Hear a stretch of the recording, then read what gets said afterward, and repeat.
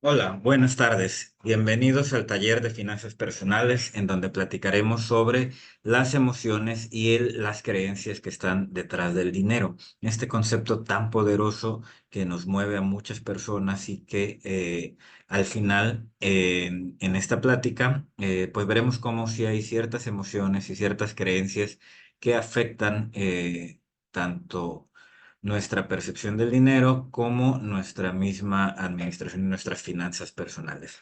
Yo soy Rodolfo Rodríguez, soy economista, tengo una maestría en economía social, también soy financiero, también soy administrador de empresas y me considero un experto en finanzas personales. A lo largo de los años he estudiado mucho el tema porque a manera y a título personal es algo que me ha interesado desde muy pequeño, el tema tanto de las matemáticas y cuando las matemáticas se convirtieron en algo lógico, tangible, como es el dinero y las finanzas, pues me llamaron todavía más la atención y he estudiado este tema por muchos años. Y pues es la razón de que estoy aquí, que considero que también ya es importante compartir el conocimiento y acompañar a otras personas en el proceso de su educación, su capacitación. Y pues el día de hoy iniciamos esta serie de talleres de finanzas personales en los que iremos abordando diferentes temas, eh, compartiré diferentes herramientas, diferentes técnicas y que espero que te sean de utilidad. El día de hoy empezamos con el tema de las emociones y las creencias detrás del dinero. Eh, Muchas gracias por estar aquí, por escucharlo, por ver este video o por estar aquí en vivo presenciando el taller. Yo soy parte de Sanarte, Centro de Bienestar. Somos una agrupación, un conjunto de amigos que decidimos crear esta organización cuya finalidad es ayudar a las personas a mejorar en su bienestar físico, psicológico, emocional, financiero y de tu salud en general. Pues bienvenidos y pues vamos a platicar entonces, como les comentaba, sobre el dinero y las emociones que hay atrás de él. Entonces, para iniciar, pues quería un poquito de poner un poquito de contexto sobre cuál es la definición del dinero, qué es lo que tanto desde la perspectiva técnica se considera que es el dinero y también cuál es como la relación o la primera definición respecto al dinero y las emociones. Entonces, ¿qué es el dinero? Bueno, al final podríamos decir que es la evolución del trueque hace muchísimos años, quizá más de 10.000 años, en las sociedades antiguas. El sistema económico que funcionaba era a través del trueque. O sea, si yo tenía una habilidad como para, no sé, hacer zapatos, o yo era capaz de elaborar muebles, o yo tenía un terrenito y producía maíz, pues bueno, llegaba con lo que creaba, podríamos decir, al mercado, y entonces, pues, digamos, hago zapatos y necesito alimentos. Y entonces podría ir con el que tiene el maíz y le digo, oye, pues yo tengo zapatos, te entrego un par de zapatos, entrégame cuánto maíz, y podría funcionar si es que él quiere zapatos. La cuestión es que, pues llegó un punto donde, pues ni el que hace los zapatos necesitaba maíz, quizá el que tiene maíz no necesitaba zapatos, pero hay una infinidad de productos o de personas ofreciendo sus productos, sus servicios en este mercado. Y entonces se dieron cuenta que el trueque ya no era suficiente. ¿Qué pasa entonces? Que el concepto del dinero nace. Algo, un objeto que sirva como de intermediación, que si yo digo que quiero maíz, pues cuántas cositas o cuántos objetitos vale y el que quiere zapatos igual. Y entonces se crea este nuevo objeto que llamamos dinero. Hace muchísimos años aquí en México hay investigación que dice que granos de cacao sirvieron como dinero y entonces intercambiaban los productos en función de cuántos granos o cuántas semillas de cacao valía qué cosa, ¿no? Entonces, son como las primeras, eh, el primer dinero que vemos en México. En el mundo hay casos más antiguos de pedazos de arcillas o las primeras monedas. Y pues esta es como nace el dinero históricamente. Y al final no deja de ser un invento del hombre. El ser humano en su creatividad pues desarrolla soluciones para problemas y entonces creamos esto que es el dinero y que desde la parte de la sociología se dice que es un pacto social. Todos nos pusimos de acuerdo en nuestra sociedad para decir que las semillas de cacao eran lo que ahora iba a valer para comprar zapatos, maíz o alguna otra cosa. Y pues conforme fue evolucionando, después le dimos el valor a los metales y pues hoy en día el dinero pues se convirtió en algo virtual. Hoy en día el dinero, hay países donde hay más dinero digital que en físico y sigue siendo esta representación. Al final es un algo que todos nos pusimos de acuerdo, que por esto desde la perspectiva de la sociología se llama un pacto social. Entonces todos acordamos que un billetito que dice 100 pesos en el caso de México, pues nos sirve para comprar ciertas cosas, ¿no? Entonces, ese es el dinero desde la perspectiva del pacto social, que es ya desde la perspectiva más financiera, pues es un medio de cambio, un medio de pago, un medio de intercambio. eh, y finalmente hoy en día también se maneja el concepto que el dinero es un activo.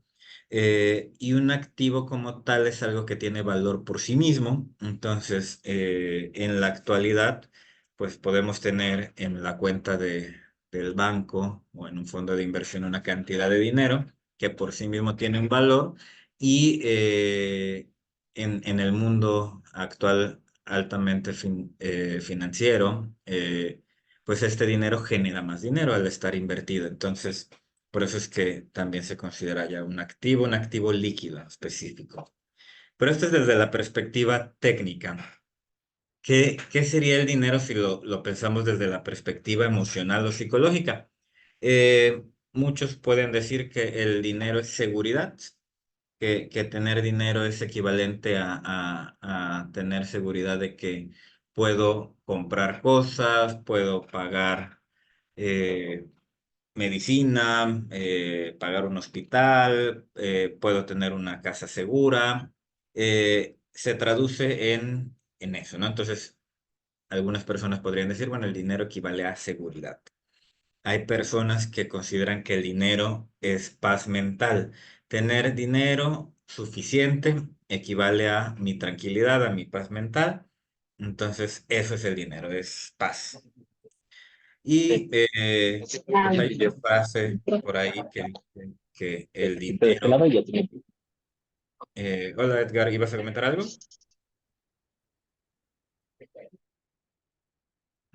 Bueno, hay una frase por ahí muy famosa que dice que el dinero no es la felicidad. Sin embargo, hay mucha gente que pareciera que entiende el dinero como felicidad.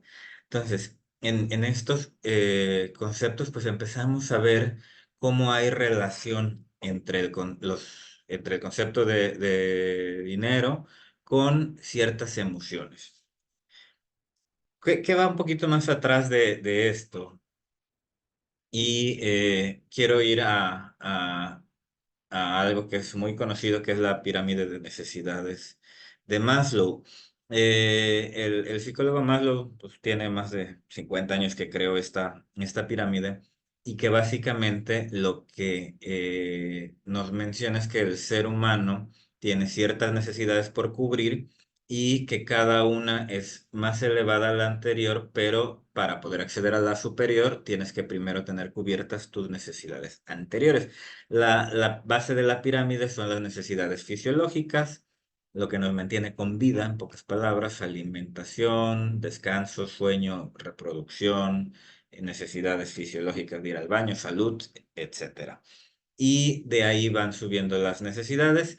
A qué vengo y esto por qué tiene que ver con el tema del dinero? Bueno, porque una de las definiciones del dinero es que, como lo mencionaba hace rato, al decir seguridad o paz mental, bueno, el dinero nos ayuda a cubrir estas necesidades. Con el dinero, al ser un medio de pago, nos ayuda a comprar alimentos, a tener una casa con una cama cómoda, a tener, en el caso del calor que hace muy fuerte en las últimas semanas, pues un ventilador o un aire acondicionado para poder dormir mejor.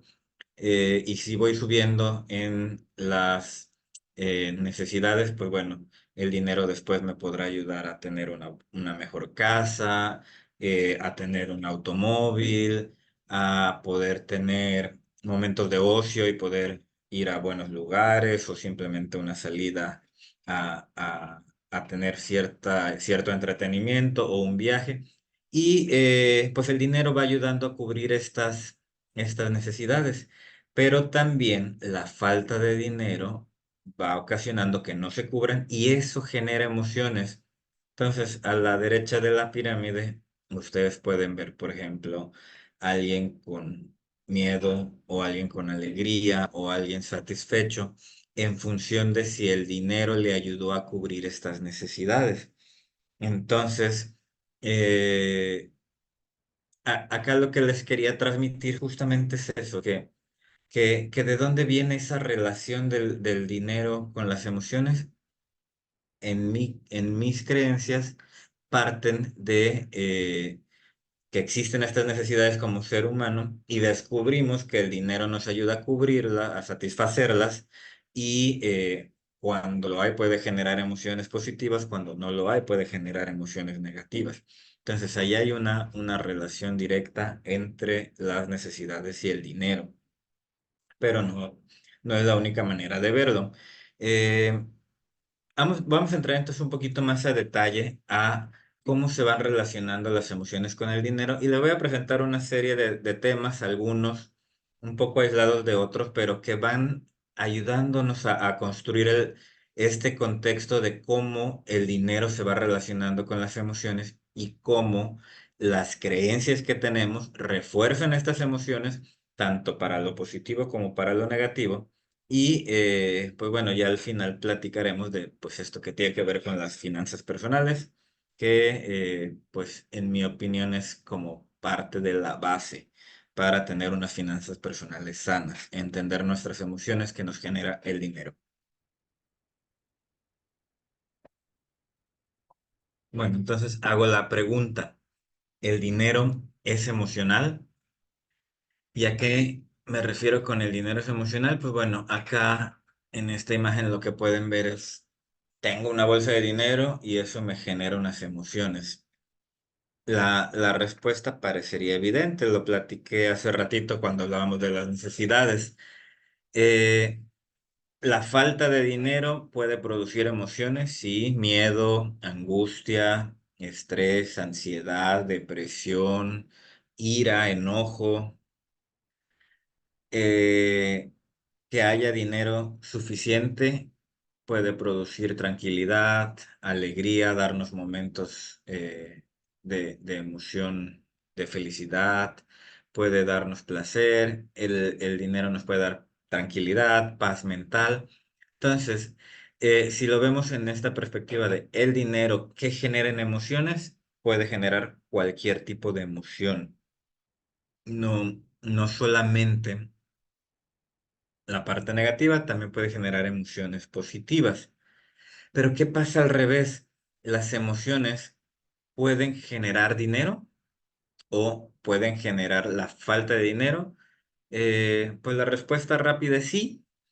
Si me quedara en la parte negativa, que además parecería que es como lo más obvio, pues cuando estás deprimido, no tienes ganas de hacer nada, sientes que la vida no vale y que el mundo se está cayendo a pedazos, bueno, esta serie de emociones negativas que te afectan, pues parecería obvio, pero pues llevan a que no te den ánimos ni de ir a trabajar, o si tienes tu propio negocio, no le pones la atención suficiente, no atiendes a los clientes como debe ser, no prestas la atención a los trabajadores o a los procesos o a la calidad y pues se convertirá en un problema que la traducción es se reduce la cantidad de ingreso de dinero. Ahora, ¿qué pasa lo contrario? Si tengo una emoción positiva, estoy alegre, me siento bien conmigo mismo, me siento en un momento donde creo que puedo hacer muchas cosas con una vibra positiva, eso hace que sea más probable que puedas generar dinero porque te vuelves más creativo, buscas opciones a las soluciones, a los problemas les encuentras soluciones y no se te cierra el mundo, ¿no? Buscas una opción, otra opción y al final logras generar dinero. Es ahí donde en mis creencias las emociones sí tienen una relación con cuánto dinero eres capaz de crear o perder. Ok, vamos a ir a otro temita que está relacionado con lo que acabo de platicar, que son las emociones que van con el dinero. Pero aquí vamos a ver esta pequeña clasificación de las posturas respecto al dinero. Tenemos tres propuestas de las posturas en cada extremo y el centro, el balanceado. La primera postura que sería el derrochador o el expulsor. ¿Qué tipo de persona es esta? Pues es aquella persona que como dicen, ningún dinero es suficiente, es un pozo sin fondo, ¿no? Dinero que le llega a sus manos, dinero que se le va. Lo dicen también que se le escurre el dinero de las manos. Este tipo de personas, pues gasta mucho, puede ser que tenga algún vicio y también por ahí se le vaya todo el dinero, no es capaz de ahorrar, menos, si no puede ahorrar, menos puede invertir. eh, Gasta más de lo que gana, por lo tanto se endeuda, de algún lado tiene que salir ese dinero para gastar más de lo que ganas. Entonces, normalmente es una postura que está asociada con algunos problemas emocionales psicológicos eh, que pues nos llevan a quizá compensar algunas heridas o algunos problemas con el dinero, ¿no? Y entonces, esta persona, pues eso, nunca va a tener dinero, nunca, no quiero decir que no vaya a generar suficientes ingresos, porque sí hay muchos casos de gente que genera mucho ingreso y al final gasta tanto que pues termina perdiéndolo o tiene la suerte de tener una fuente de ingresos constante, permanente, pero dentro de la parte emocional hace que este dinero nunca le sea suficiente. Entonces no lo logra hacer crecer, no lo logra ni siquiera mantener. Esta es una de las posturas en el extremo del derrochador. Está el otro extremo, que sería alguien que es tacaño, avaro, que lo llamaríamos el acumulador.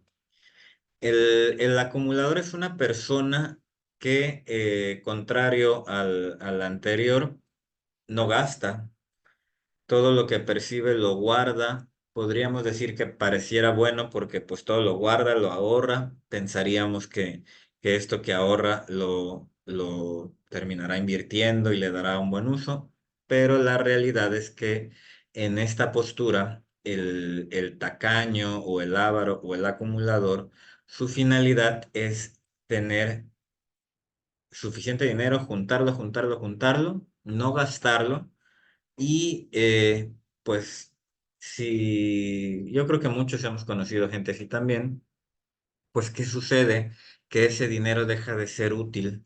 Platicábamos hace rato de las definiciones del dinero y decimos, el dinero es un medio de intercambio, ¿no? Es un algo que nos ayuda a adquirir otra cosa para funcionar como intermediario.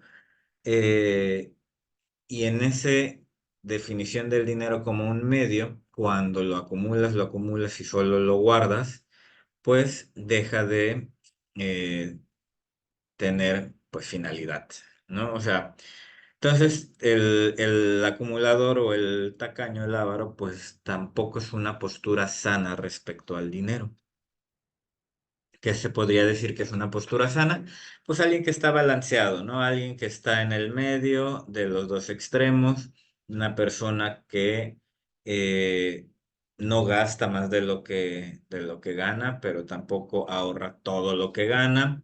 En el ingreso que tiene lo puede dividir perfectamente entre la parte para ahorrar, la parte para cubrir sus necesidades básicas, la parte para cubrir necesidades más superiores como de recreación, de ocio y etcétera. Y entonces esta persona balanceada puede lograr, eh, pues no estar en ninguno de los dos extremos, puede generar, como les decía, ahorro y con una cultura financiera, pues puede generar inversión y hacer crecer su patrimonio. Entonces, estas tres posturas, pues lo ideal es que busquemos estar en el punto medio balanceado. ¿Qué emociones van detrás? Pues alguien que es capaz de estar en su centro financiero, tiene que haber detrás un centro emocional, un equilibrio emocional, alguien que está en paz con su historia, que se ha reconciliado con su pasado, que ha trabajado sus heridas emocionales, que ha cuestionado sus creencias y que pues al final ha hecho este trabajo emocional buscando su salud emocional y mental que lo llevan a tener un balance en su vida en general y eso también se vería reflejado en sus finanzas. En mi cuadro de creencias, la salud emocional está íntimamente relacionada con la salud financiera. Si como yo creo que funciona el mundo, es si tienes heridas emocionales no trabajadas, es probable que se refleje en tu vida financiera y entonces no logres lo que quisieras como metas financieras. Y que claro, hay contextos mucho más grandes y condiciones estructurales y el sistema económico, por supuesto que sí, pero desde nuestra persona, en mi opinión, si no logras tener cierta salud emocional, mental y física, es difícil que puedas generar ingresos suficientes. Ok, en ese sentido, eh, creo que esto que ven aquí, que se llama el balance interpersonal, nos ayuda a entender pues quiénes somos, es parte de un proceso de autoconocimiento que si lo enfocamos hacia la perspectiva financiera, pues nos ayudará a saber qué tenemos que hacer si queremos crecer nuestro patrimonio. Esto viene tomado de los estados financieros básicos, en específico el balance general, en el cual pues tienes por un lado tus activos, por el otro lado tus pasivos, y eso genera tu capital, la diferencia entre ambos. Tradicionalmente se dice que el activo es todo lo que tiene valor, el pasivo es todo lo que te resta valor, las deudas, y si entonces lo vemos en esta herramienta que se llama el balance interpersonal, del lado de los activos, lo que suma es todo aquello que te ayuda a generar patrimonio, que aquí como algunos ejemplos vemos los estudios o los conocimientos, la experiencia, habilidades, talentos, competencias, la actitud, los hábitos, tus creencias positivas. Todo esto y seguramente muchas cosas más te ayudarán a construir un patrimonio o a crecerlo. Del lado de los pasivos, pues tendríamos cosas como la ignorancia, los miedos, actitudes negativas, vicios, sentimientos tóxicos, malas compañías, una pareja tóxica, creencias limitantes y todo aquello desde la parte emocional que te impide, eh, pues, conseguir tus metas y objetivos financieros que normalmente parten de lograr cosas como del lado izquierdo, ¿no? Completar tus estudios, buscar un trabajo que te guste basado en las cosas que te gustan, etcétera. Entonces, en esta herramienta, lo que podemos ver justamente es este concepto de qué cosas abonan o hacen algo positivo por ti en tu vida, que lo llamamos los activos, qué cosas hacen algo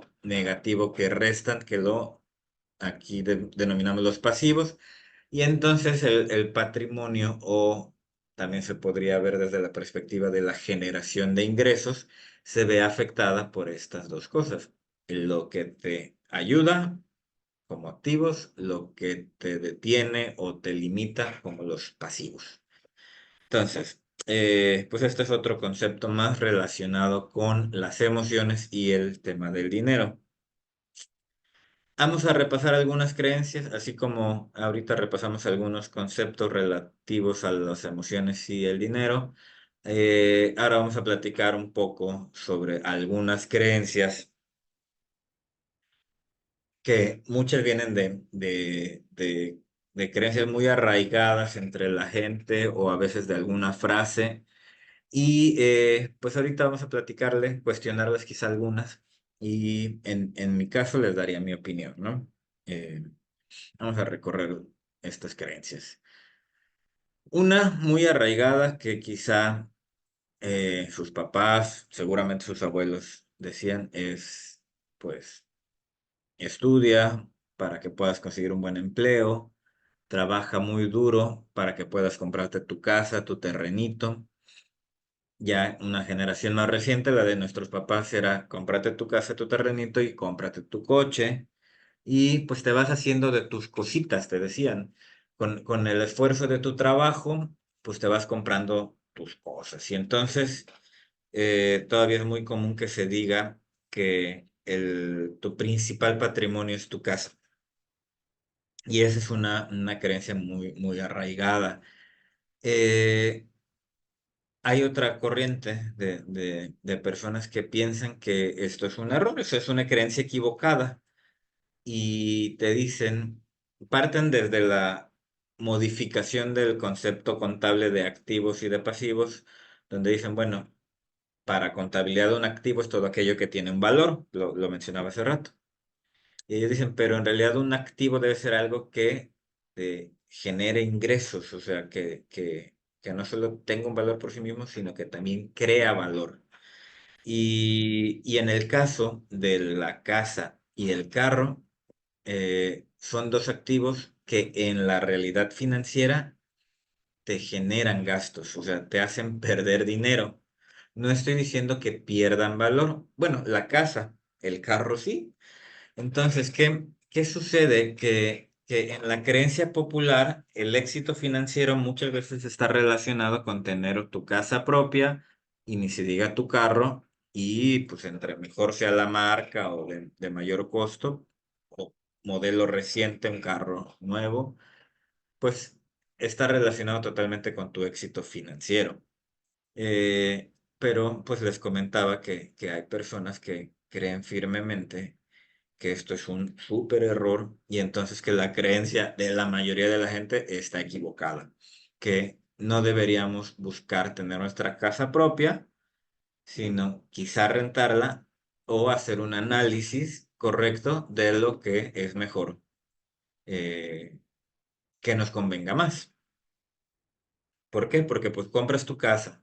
Si es a crédito, le vas a pagar al banco pues una cantidad gigantesca de intereses que terminas, como dicen, pagando más de intereses que por la casa. De ahí empiezan todos los gastos de la casa, desde el impuesto que tienes que pagar por tener la casa, los mantenimientos, si haces remodelaciones, etcétera, etcétera, ¿no?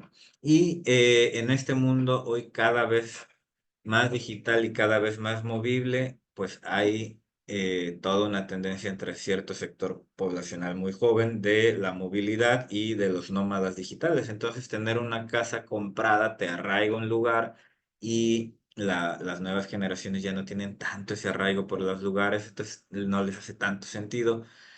Y hoy en día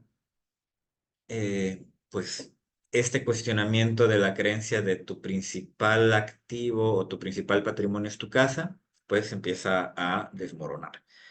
En el caso del carro todavía es más evidente, eh, por el simple hecho de la pérdida del valor del vehículo en cuanto sale de la agencia, la famosa depreciación de los activos, que en este caso, en el carro, cuando empieza a rodar, en cuanto da la primera rodada, empieza a perder valor de mercado. Nunca vas a poder vender un carro al precio que lo compraste en la agencia, aunque sea el día siguiente. Entonces, ¿qué sucede? Que como activo, este en particular, el carro, va perdiendo valor conforme pasa el tiempo, pero además, como es un activo de mucho uso, va generando todavía más gastos, o sea, es un activo que necesita que le pagues el impuesto, pero además que le pongas combustible, gasolina, ahora los carros eléctricos, y aunque lo conectes a tu casa, pues ahí te encargo el recibo de la luz más adelante. ¿Qué pasa? Que el vehículo siempre está consumiéndote dinero. Ya después tienes que cambiarle partes, las llantas, que se le desgastó una banda o se descompuso de tal cosa y empiezas a meterle dinero y dinero y dinero. Y entonces el vehículo que, pues, en tus estados financieros puedes decir, ah, es un activo, es algo de valor, en realidad constantemente te está quitando dinero. Entonces, nuevamente esta creencia de que trabaja fuerte para que compres tu casa y tu carro empieza a no hacer sentido. Y simplemente si haces el cálculo muy rápido de lo que te gastas en transporte, ejemplo muy sencillo, si tú tuvieras que gastar para ir a tu trabajo en un taxi de 100 pesos en la ida y 100 pesos el regreso, son 200 pesos al día. Y si eso lo multiplicaras por los 30 días al mes, asumiendo que fuera todos los días, pues estás hablando de 200 por 30, 6,000 pesos. Bueno, ¿cuánto te cuesta nada más la mensualidad de un crédito del carro que sea el más bajo? Quizás son 5 o 6,000 pesos. Más aparte, gasolina, más aparte, tenencia, más aparte, mantenimiento, más aparte, ta. Llega un momento en que hace mucho más sentido financiero un taxi o agarrar un vehículo de plataforma, de Uber, de Didi, de lo que se te ocurra, que realmente tener tu propio carro. Entonces, sin embargo, pues es una creencia que todavía existe y que pues está muy arraigada en sociedades como la mexicana. Entonces, esta es una de las creencias que hay que cuestionar mucho. Otra, la deuda, y viene de la frase endeudarse es malo. Entonces, la creencia es que la deuda es mala. En general, esa es una creencia muy arraigada, pero nuevamente empieza a cuestionarse conforme la sociedad o la gente se va educando. ¿Por qué? Porque la deuda es buena o mala, pues depende, depende cómo se use. Un ejemplo claro son las tarjetas de crédito. Las tarjetas de crédito puede ser algo malo si piensas que es un complemento de tu sueldo, tu ingreso, que pienses que la línea de crédito es como si tuvieras mayor ingreso, lo que hablábamos hace rato de la postura frente al dinero del derrochador, cuando en realidad la tarjeta de crédito solo es un medio de pago, o debería verse como un medio de pago, que cuando corta el mes pues se tiene que liquidar completa y te puede ayudar a planear tu flujo de efectivo. Entonces, sí. Si lo haces de la manera correcta, pues agarras y te pueden la tarjeta financiar algo hasta por un mes y medio. Por ejemplo, si tu tarjeta corta el 15 del mes y tú haces la compra el día 16, pues hasta el siguiente 15, y ahí tuviste tus primeros 30 días, hace el corte y de ahí normalmente las tarjetas te dan 10 a 15 días para pagarla. Entonces, ¿qué pasa? Que tienes un mes, mes y medio de línea de crédito sin intereses si es que liquidas el total. El tema es ese, que entendamos que la deuda, si la usas a tu favor, planeando o comprando quizá un activo en donde sí realmente te genera ingresos, algo que te endeudaste para adquirir, pero esto que adquiriste te genera un ingreso que es capaz de pagar la misma deuda, como dicen, se paga sola, pero además te puede dar todavía un remanente, bueno, ahí la deuda puede ser buena. Sin embargo, ¿por qué la creencia parte de que la deuda es mala? por la poca o nula educación financiera. Entonces, esta creencia de que la deuda es mala, ¿cómo se va desmoronando y creando una nueva creencia positiva? Pues con educación, aprendiendo, por ejemplo, talleres como el día de hoy. Entonces, esta es otra creencia que pues queda ahí medio derrumbada, ¿no?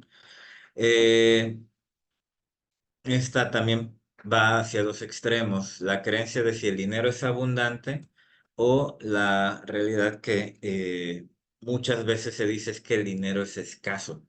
E incluso esta concepción parte de las teorías económicas, por ejemplo, el capitalismo en su inicio parte de la escasez, ¿no? Como algo a partir de lo cual se genera valor y la oferta y la demanda. Si hay pocas cosas, pues aumenta el valor.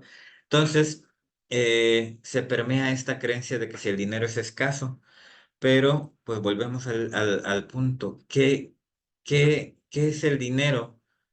Pues el dinero es un invento del hombre, lo dijimos hace rato, y es un pacto social. Básicamente es algo intangible que está en nuestras mentes y que nos pusimos de acuerdo, por eso es el pacto social. Pero entonces, ¿qué sucede si el dinero es algo que es una creación humana y está en nuestras mentes? Si es abundante o es escaso, también es algo que está en nuestra mente. Entonces, dependiendo de esta perspectiva, de esta creencia, donde tú decidas quedarte, donde digas el dinero es abundante o el dinero es escaso, pues desde ahí vas a trabajar.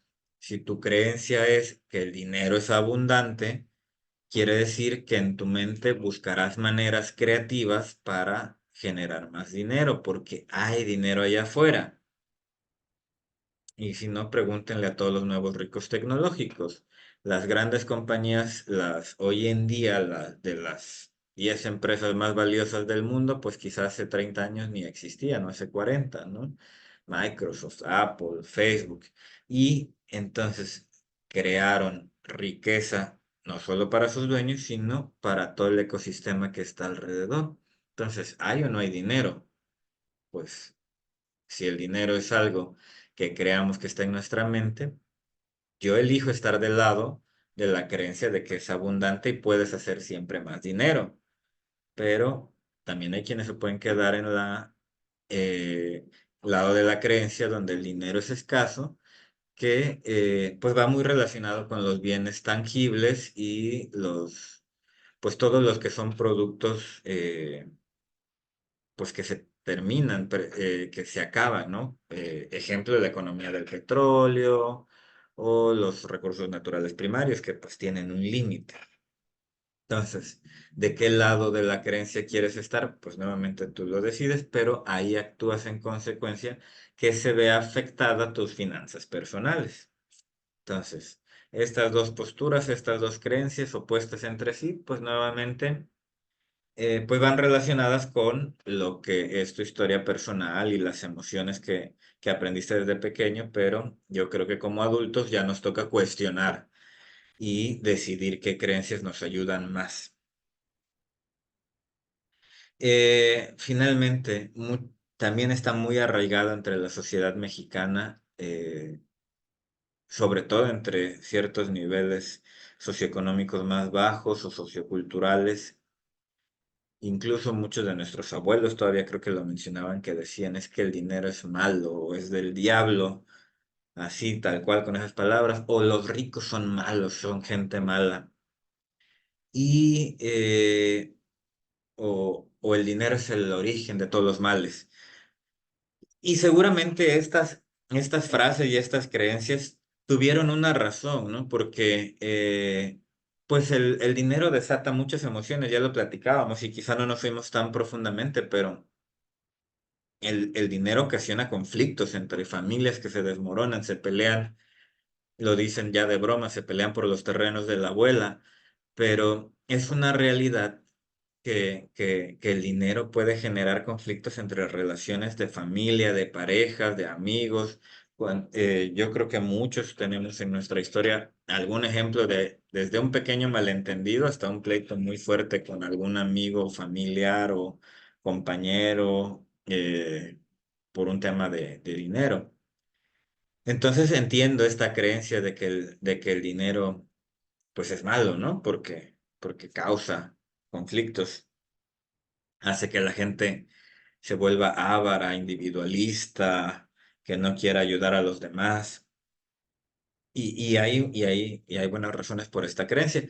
Sin embargo, cuando yo estoy aquí cuestionando todas las creencias, es porque cuando tú algo lo ves como negativo, si en tu mente dices el dinero es malo, pues ¿qué pasa? Yo no quiero estar cerca de lo malo. Yo no quiero estar en donde se generan todos los males. Yo no quiero ser parte del grupo de los diablitos, ¿no? El dinero es del diablo y entonces inconscientemente, cuando tu creencia es que el dinero es malo, ¿por qué lo quiero en mi vida? O sea, ¿por qué voy a querer tener dinero en mi vida si a mí me enseñaron que eso era malo? ¿Por qué voy a querer tener abundancia? ¿Por qué voy a querer tener un patrimonio grande cuando la sociedad te dice es que los ricos son malos? Entonces, esta creencia yo considero que es de las más limitantes que nos afectan de manera además muy, muy en el subconsciente, en donde, pues eso, nos decimos a nosotros mismos, si el dinero es malo, pues ¿para qué lo quiero? No quiero tener en mi cuenta esa cantidad de dinero porque voy a convertirme en una persona mala si tengo esa cantidad de dinero o si genero esa cantidad de ingresos. Entonces, esta creencia pues los invito a que sea la que más cuestionen, lo analicen. ¿Por qué? Porque de pequeños nos decían, y todavía hay cosas que yo hago que reflejan esto de que el dinero es malo. Y pues esto nos lleva a que pues nuestras finanzas personales son un reflejo de nuestras emociones. Lo he mencionado varias veces.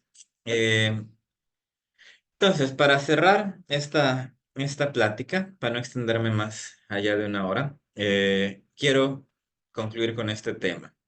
¿Cuánto dinero es suficiente? Y aquí, como lo he visto a través de toda la plática o de todo el tallercito que hay dos perspectivas, la perspectiva emocional y la perspectiva técnica, financiera, calculada. Si me quedo con la perspectiva emocional de cuánto dinero es suficiente, la respuesta obvia e inmediata podría ser nada es suficiente. O sea, siempre voy a querer más y quizá está no sé si en todos los seres humanos, pero en muchos esta parte como aspiracional a querer una mejor vida, a querer mejores cosas, a querer algo más agradable y aspirar a algo superior. Entonces, si te digo cuánto dinero es suficiente y que me digas un número exacto y de ahí no vas a tener más, pues quizá la mayoría va a decir, pues no, nunca nada es suficiente. Eh, Aún así, desde la parte emocional, pues habrá quizá por ahí un monto que diga, pues con eso cubro mis necesidades, lo que platicamos hace rato de las necesidades. Y también voy a tener las dos posturas extremas. eh, Parecidas a la que veíamos hace rato, pero aquí más bien el que te va a decir nunca nada es suficiente porque siempre voy a querer más, entonces el cielo es el límite y toda la mayor cantidad de dinero que pueda generar, ingresar o acumular es lo mejor. Habrá alguien como muy espiritual que te diga, no necesito el dinero en mi vida porque mis necesidades busco cómo cubrirlas teniendo mi propio huerto.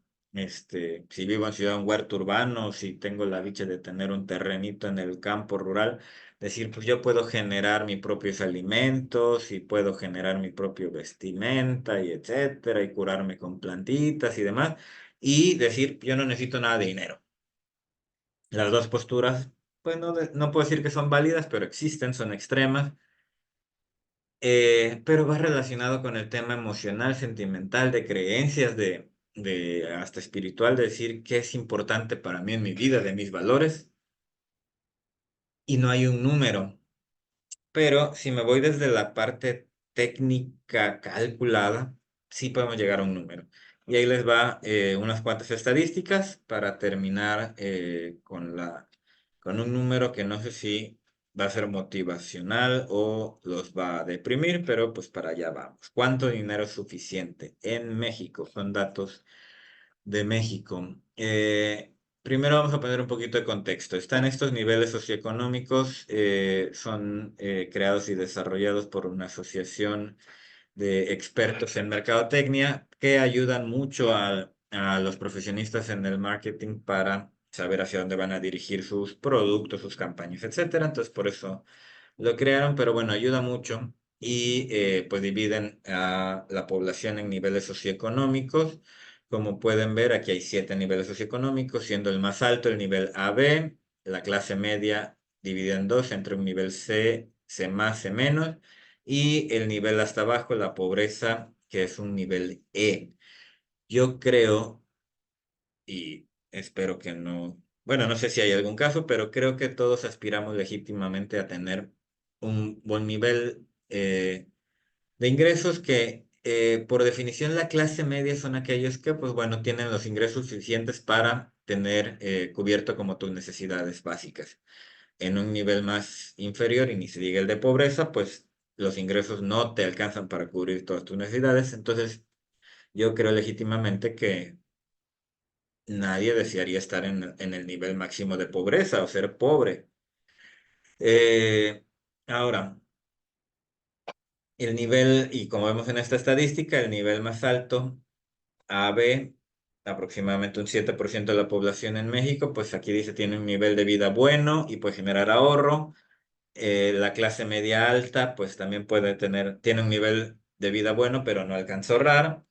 La clase media estándar, pues bueno, tiene vivienda, dice con necesidades básicas cubiertas, incluyendo algo de entretenimiento, o sea, por lo menos cuando hablábamos de la pirámide de Maslow, dice, tiene todo lo de hasta abajo cubierto y un poquito de lo demás arriba.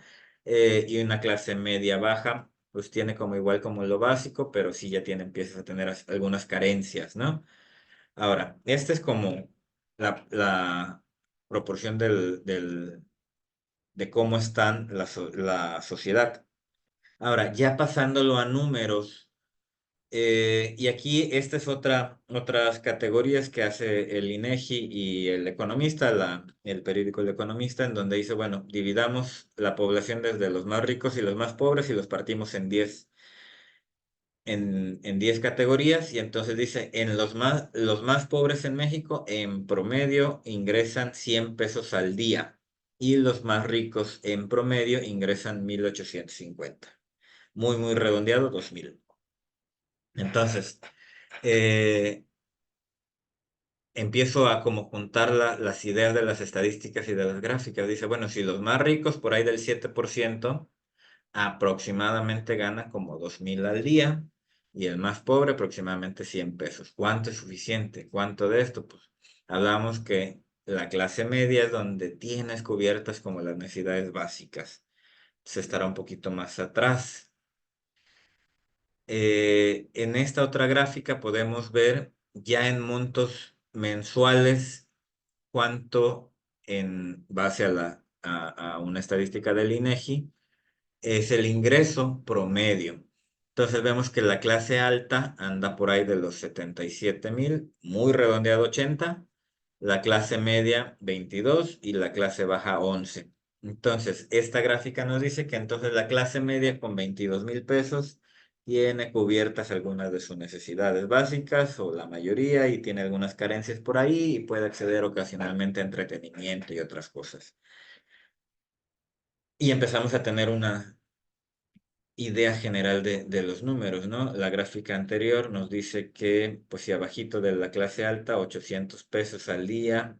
Acá nos está diciendo que la clase media, 22,000 pesos al mes. Y buscando, me encontré con esta imagen que según el gobierno mexicano, pues la canasta básica en febrero de 2024, hace unos pocos meses, según la Profeco, estaba alrededor de 870, casi 900 pesos. Y entonces, según el gobierno mexicano, una familia, porque ¿cuál es el concepto de la canasta básica? Pues básicamente es la, la cantidad de productos que requiere una familia de 4 personas, 2 adultos y 2 niños, para cubrir sus necesidades muy básicas de alimentación por un mes. Entonces, de acuerdo con el gobierno mexicano, con 900 pesos come una familia de 4 personas durante un mes. Eh, y esto nos haría pensar que, pues, la cantidad que necesitamos para cubrir como nuestras necesidades básicas no es tan alta, según el gobierno. Yo cuestiono mucho este monto. Y pues bueno, me puse a buscar un poquito de información como actualizada y me encontré que el año pasado se hizo un estudio de un centro de estudios privado que comentaba que, pues de acuerdo, hay estadísticas como las que acabamos de ver y que normalmente lo miden de manera como muy fría desde de cubrir las necesidades. Y ellos dijeron, bueno, vamos a cambiar un poquito la perspectiva y vamos a definir un ingreso estándar, pero para tener una vida digna. Y partieron haciendo el estudio con dos cosas interesantes. Primero, definir qué es una vida digna. Entonces ahí dice que pues se fueron con 200 familias en todo México, de todos los niveles socioeconómicos, para preguntarles qué es una vida digna, o sea, qué cosas materiales, o sea, qué necesitas comprar para tener una vida digna en México.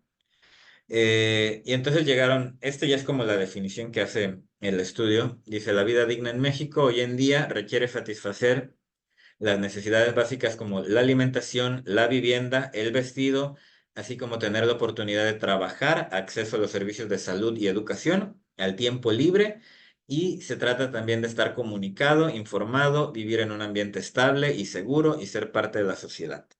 Eh, ¿qué elementos constituían cosas que tiene para esta familia, o sea, estas 200 familias en promedio que decían qué necesito para tener una vida digna? Obviamente estar bien alimentado, tener acceso a servicios de salud de calidad, idealmente proporcionados por el gobierno, mínimo tener acceso a educación pública, eh, tener suficientes ratos de ocio y que incluyan por lo menos un viaje a la playa al año, o sea, quiere decir que la familia pueda irse de viaje una vez al año al menos, y tener un coche en la familia. Y algunos otros temas como los que se mencionan acá, ¿no? Vivir en un ambiente seguro, en una casa estable, que cuente con los servicios básicos pues, de electricidad, internet, agua potable, etcétera. Entonces, todos estos elementos en este estudio constituyen lo que hace una vida digna en México. Ahora, ¿cuánto cuesta tener esta vida digna? Pues bueno, aquí es donde viene el número con el que además vamos a cerrar esta plática el día de hoy. De acuerdo con este estudio, dice, los montos de cuánto necesita una familia para satisfacer todas sus necesidades de manera digna son 27,198 pesos quincenales para una familia con 2 hijos que vive en la Ciudad de México y 25,400 para una familia en otras ciudades. Y esto puede ser impactante porque 27,000 pesos quincenales estás hablando al mes de por ahí de 54,000 pesos de ingreso total de la familia. Y obviamente hay muchos elementos por ahí, ¿no? Que pues una familia de 2 personas donde pueden trabajar los dos, con 2 hijos, y en todos los promedios que eso implica. Y entonces dije, bueno, ya tengo un número, ya sé que para que tenga una vida digna en México necesito por lo menos generar un ingreso de redondeado 50,000 pesos al mes entre mi pareja y yo, ¿no? Y de ahí pues viene una serie de preguntas como, pues qué tan fácil es lograr ese ingreso, y si nos vamos a las estadísticas anteriores, pues veíamos que pues si la clase media alta es por ahí del 7% y la clase alta eh, pues genera por ahí de 80,000 de ingresos mensuales, entonces para lograr 50, este mismo estudio lo confirma y tomándolo, infiriendo de lo anterior, que pues por ahí del 10% de la población solamente. Eh, Y además hay condiciones que dices, bueno, qué tan fácil es la movilidad social y acceder a las oportunidades y en este sistema económico en el que vivimos, etcétera. Yo lo que digo y lo que comentaba hace rato, pues puede ser motivacional o deprimente, depende de qué lado de las creencias y de qué lado de las emociones estés, pero algo es cierto, te da claridad. Si yo quiero tener como todas mis necesidades cubiertas, saber que tengo, o sea, yo, mi pareja, mi familia, acceso a la salud, a la educación, al entretenimiento, a una buena alimentación, pues sé que me va a costar aprox 50,000 pesos mensuales. Entonces, con eso ya en mente, puedo construir planes, puedo hacer ahorrar, puedo decidir inversiones o saber que no estoy parado en un buen lugar, quizá conseguir un nuevo trabajo, desarrollar habilidades, poner un nuevo negocio, etcétera, etcétera, etcétera. Eh, y yo creo que eso nos ayuda por lo menos en mi caso, te da claridad de hacia dónde tienes que trabajar como un objetivo y entender que ahí es donde vienen las finanzas personales, que si quiero lograr esta meta, pues tengo que buscar sumarle a mi lado de los activos tanto en el balance interpersonal que platicamos hace rato, capacitarme, educarme, buscar mejores oportunidades laborales, quizá de ciudad, o sea, buscar otra ciudad con mejores condiciones, cosas que ayuden a lograr este objetivo y pues también como que reducirme todo lo negativo, ¿no? Para que no haya fugas. Con esto cierro diciéndoles que eh, es importante entender cuáles son como las emociones que entran en juego cuando hablamos del dinero y las creencias que nos pueden ayudar a crear un patrimonio o generar ingresos y las creencias que nos pueden detener o limitar. Y que a partir de ahí, de tener claro como las emociones y las creencias que están detrás, poder construir unas finanzas personales sanas. Eh, Hay muchas técnicas, herramientas, estrategias para las finanzas personales, pero ¿por qué quise partir con este tema? Porque, en mi opinión, si emocionalmente no estás sano, es difícil que logres una salud financiera.